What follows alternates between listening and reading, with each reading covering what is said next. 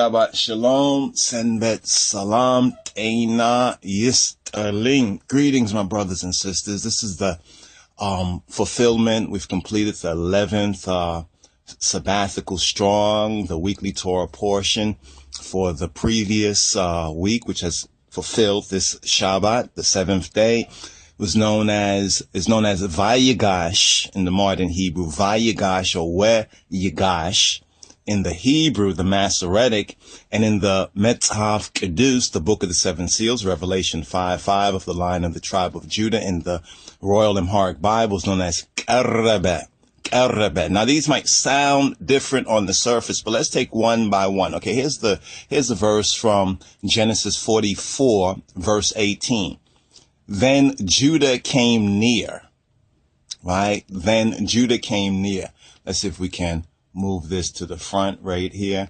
Then Judah came near to him, to his brother, Joseph, but he didn't know it was Joseph. Joseph is going to reveal himself in this, or has revealed himself in the 11th Torah portion, right? In the 11th Torah portion, actually the next chapter, chapter 45.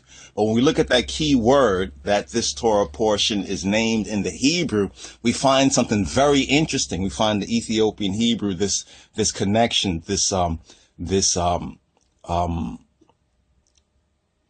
vision, should we say, the vision of the Almighty from the very beginning. And we're going to explain more on that, but Amos 9:7 is the key. Are ye not as the children of the Ethiopians unto me, O children of Israel? So let's look at the key word Vayigash, which means Vayigash, right? And let's compare that with the Amharic of the Metzhaf Kedus for that Ethiopian Hebrew connection. We begin with Vayigash. You see right there, it's Nagash.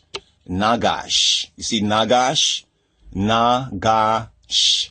Nagash. What does that sound like? Negus. That's Negus. Negeseh. Negeseh. Negeseh. Nagash. What does it mean in the Hebrew? It's the H5066. The H5066. Right? 1. To be or come causatively in the sense of to bring near, as it says, to bring near for any purpose. Now we know that the purpose here is Yehuda is going to plead on behalf of his little brother, Benjamin, or Benjamin, right? Benjamin. Now that's the first meaning right there you see at the top. To be or come, to bring near any purpose. He's going to bring forward an appeal, a reasoning, like when someone approaches the bench, like in a court, right? In a court, because here they're in the courts of Egypt, and their disguise, unknown, be known to them, brother, Joseph, whom they conspired to murder and kill, but ultimately decided to sell, right, into slavery, is sitting on the throne, right, of Egypt, is the governor of the land of Egypt. All right. So he's putting them to the test as well, because you want to see whether his brothers are still hard-hearted, so forth and so on. This is where the whole Binyam connection comes in right here. Now, what's interesting is the second meaning of it euphemistically is to lie with a woman, to lay with a woman, to bring, to come, to bring near for any purpose. The word can be used in that context too. But let's go on. The third one is to come near as an enemy to attack. Now, when we compare that with Karebe and Krav, as we mentioned before, Karav or Karev Wuga, Krav Maga in modern Hebrew, what they call Israeli street fighting is kind of interesting there. Fourthly, religiously, the key word is to worship.